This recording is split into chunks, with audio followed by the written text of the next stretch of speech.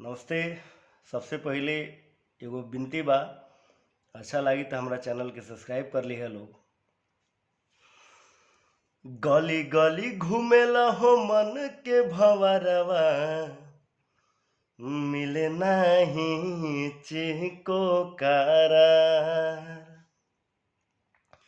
गली गली घूमेला हो मन के भंवरवा, मिले नहीं चिको करार। पूछिला तोहरा से पुरुआ बयरिया, केने बाड़ी धनिया हमार।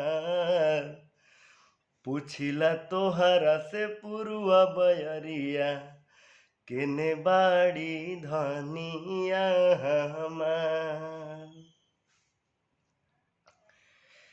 दिलवा के दुखवा जाके के करा से हम बताई, हम हो के करा से बताई हो। प्यार बिना बाची नहीं परान हो राम।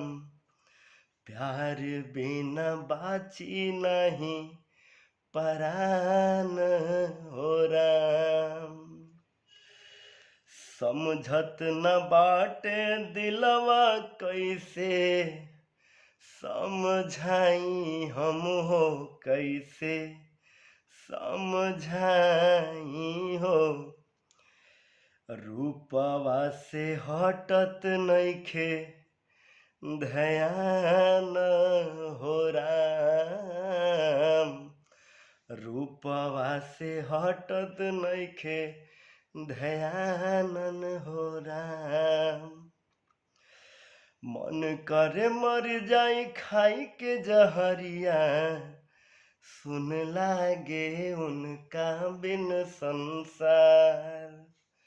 मन करे मर जाई खाई के जहरवा, सुन लागे उनका बिन संसार।